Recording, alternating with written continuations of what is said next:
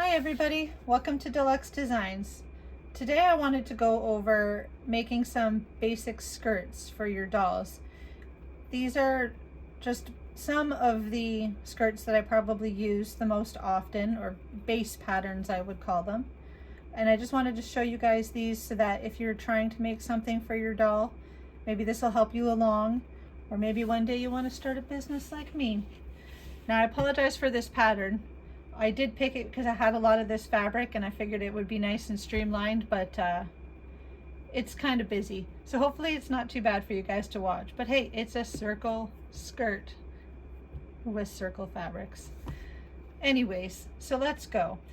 I have a few different silhouettes cut out, patterns basically, and I want to show you the ones that you would start with. Obviously there are skirts like mini skirts and A-line skirts. I think those are kind of basic and most people can probably figure them out within reason. That one might just come down to fabric choice, like a mini skirt, and you pick a stretchy fabric and you make it the size of the doll, slide her on, and you're good to go. These are the ones that I think more people would be interested in learning about or using in their endeavors, in their doll clothes endeavors. So I wanted to show you these. So I figured we should start with a circle skirt. This is probably one of the most common styles of skirts that you would see out there. They give a nice full look and a lot of volume, and you can always add volume to them as well. I'll show you that as we go along. So this is a circle skirt. Typically what I would do is cut this hole bigger than the doll's waist, gather it because I like a full skirt, and then make it even fuller than the circle already is. Right? Like a circle is already going to give you fullness, but I want to gather it as well. I know I showed you guys how to gather a skirt in my last video using a machine, but today I wanted to show you guys how to do it by hand in case you don't have a machine. And it's super simple, super easy. All you need is a thread and needle. I used bright green today, so hopefully you can see it against this really busy circle fabric. So all you do is go in near the hem of the skirt and just go in and out of your fabric. I'll just use my fingers to kind of push it through. Sometimes I poke myself like I just did. And you keep going until you get all the way around the hem of, or around the waist of the skirt. I'm a little tired today, so words might escape me here and there. All right. And then you just pull. I had a knot in the end of my thread in case you were wondering, so you don't pull it right through the other side. And that's my skirt gathered. So you can see how full it is. Okay, I have a doll here. She's headless. I know anybody who's watched a few of my videos might realize that there's a lot of headless dolls around here. Okay, so that would be, you know, your basic circle skirt, nice and full. Think I Love Lucy. I always think of the retro kind of dresses when I see this sort of skirt, but also super cute for tons of things. You can make them shorter, you can make them longer, full length. That's completely up to you. This is where you get to be imaginative with your projects. So that's your basic circle skirt. So I literally just used a circle. I have a piece of cardboard as my template now where I've cut out, I use it to cut out my circles. Use a coffee can, use whatever you have around, and as long as it's the right size, and you're good to go. Just needs to be a circle. This is what I refer to in a non-technical term because I am self-taught and maybe there's a proper term for it, but I call it a double circle skirt around the studio. I work by myself, so I don't have to impress anybody else with my terminology. So basically it's two circles attached. What I do, however, is I don't attach them side by side at the edge. I cut one of the circles in half So this is my first half circle. It goes into my full circle, and then that's my second half circle. And then I have the back of the skirt, so that's where my closures would be, at the back of the skirt. I like to also gather this one and make it super full. So you can see already just holding it up, it's basically as full as the other skirt was after it was gathered. So you can imagine that this would make a super poofy skirt. I like using this for Lolita inspired skirts, anything puffy, girly, lace trim, that kind of idea. The other skirt I use a lot is, I guess, basically a circle skirt, but just a less dramatic curve on it. As you can see here, it would take quite a bit of this fabric to make a full circle. So it's just not as sharp of a curve, not as sharp as of a curve here. So this one would make like a little bit more of a streamlined skirt, depending on how you cut it and gather it. If you pleat it at the front, that kind of idea. I prefer a full skirt, a really full skirt. So anybody who's followed my shop or my Instagram page for a while knows I love a dramatic skirt. I love a dramatic train. I love fullness. That's just the way it is. So how you would do that, this fabric is folded. This is just a piece of fabric I have laying here. See how that's a fold? So I would have my pattern piece, not this piece of cotton, but I actually have like a cardboard piece that I use as my pattern. I would place this on the fold. I wouldn't cut there. I would leave it attached. So I would cut here and the bottom. And then basically when you open it up, you have two pieces of this, but it's one piece. I hope that makes sense. It's getting late in the day. My brain is shutting down. Hopefully I'm making some sense. Now, the other thing I showed you in the video about picking fabrics for your projects is, I think I had a piece of rectangle cotton cut out to show you. And I said I don't usually use them because they end up making a very tubular looking skirt. So it ends up sitting more straight down than anything. I don't find them very attractive. I want it to flare out a bit. If I want something to look slim to the body, I'll just make a skirt that's slim to the body.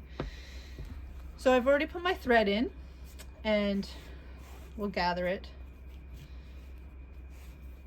Now what I'm going to do is just really quickly throw a knot in this so it doesn't keep moving on me.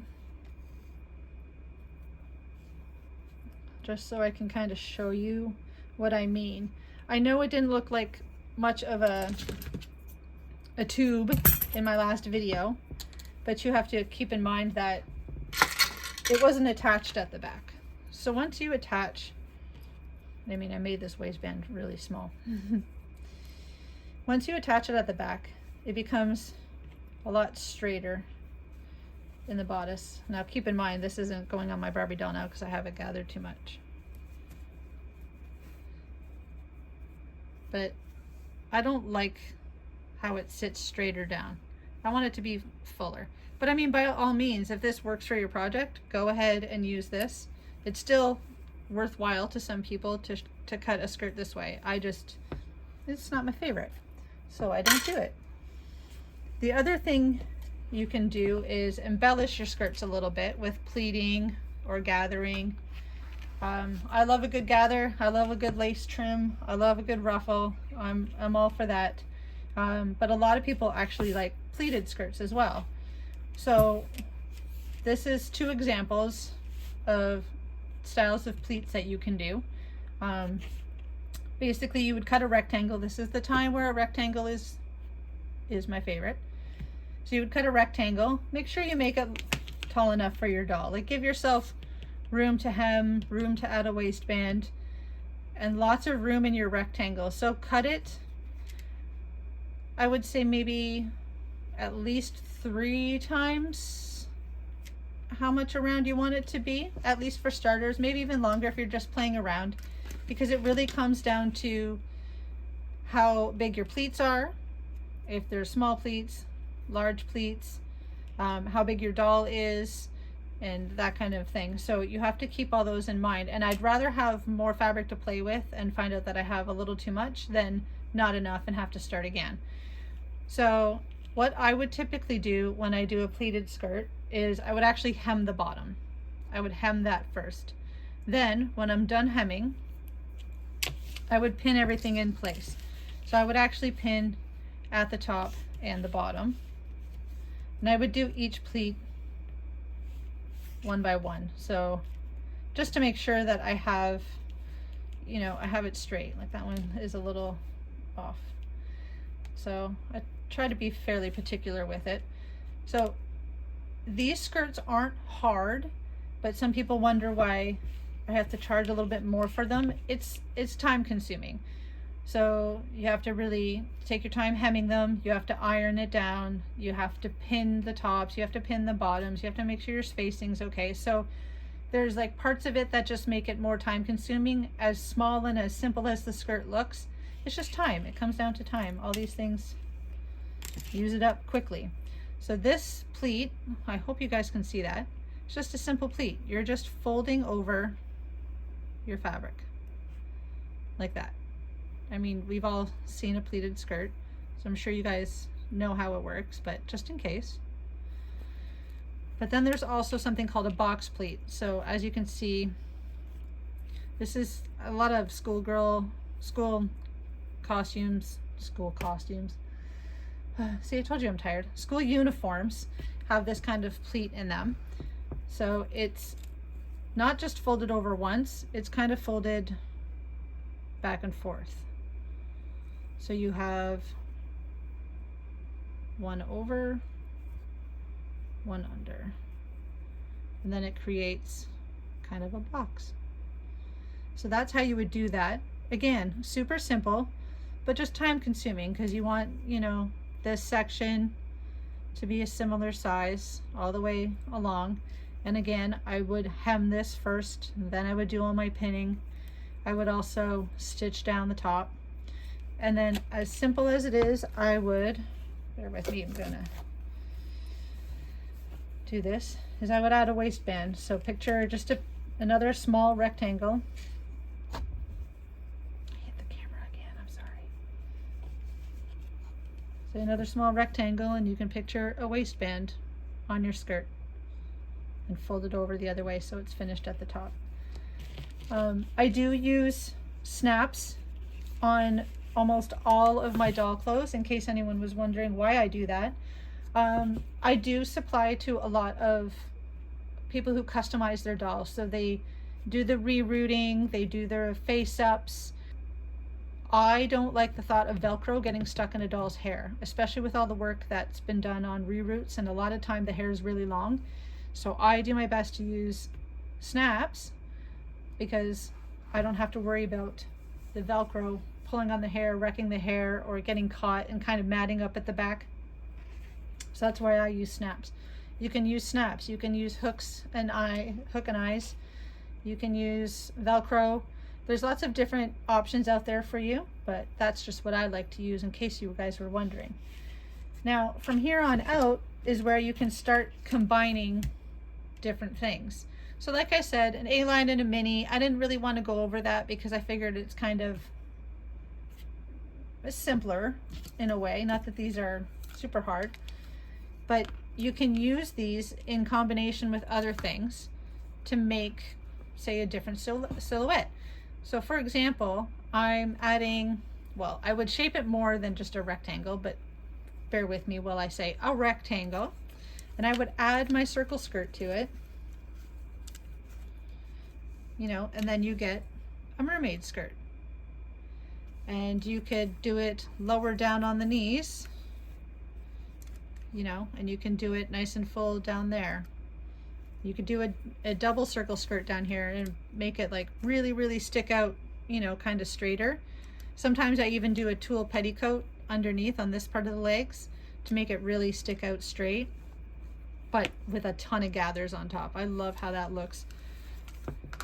So you can combine a lot of these things to make different silhouettes and make your outfit look just the way you want. And I hope this has helped you figure out what your next project might be or how to get through it. So dolls are a lot like humans in a lot of ways. So depending on what you plan on making, all you really have to do is look up patterns for human clothes and scale them down. Essentially, they're the same. Sometimes all you really have to worry about, not so much in a skirt, but more so in a top, is that a doll doesn't always move in the same way as a human. So, you know, when we get into a change room and we're trying to get the shirt off our head, we can move our arms, our elbows, our wrists, you know, and get out of, say, the shirt or the dress or whatever we're trying on much easier than sometimes a doll can, because sometimes dolls don't have articulating arms or hands, or their head is a little bit more out of scale with their body, like they have a larger head than their body, and you have to keep that in mind. So you just have to keep in mind what kind of closures you're using for your doll. The actual patterns themselves are basically the same as you would use for a person. You just have to shrink down the dimensions of them. And then when you're doing stuff for dolls, keep in mind you're gathering your waists, how much bulk you want to add there. So keep in mind that your fabric choices, like in the last video, will dictate how your skirts look too. So something like chiffon will lay a lot, it'll be a lot flowier, but kind of sit a little bit straighter on the doll. Something that's a little bit stiffer might sit out on the doll a lot more, flare out a lot more on the doll. So you guys should have seen some of the first things that I made, but you have to start somewhere. So at least if you try, then you're getting there. And a lot of this is trial and error. And also know, I do this full time, and there are still days where something doesn't go right, or I have to start again, or I'm like, what was I thinking, or why was I trying to do it that way? And I've been doing this for 15 years, more than, I don't know. Let's not do the math. I've been doing it for a while. So I've got lots of practice, but still every day there's, or not every day, probably every week, there's at least one thing that I mess up and wonder, what was I trying to do there? Or what was I thinking when I made that choice? Or why did I even choose that fabric? That was not smart of me.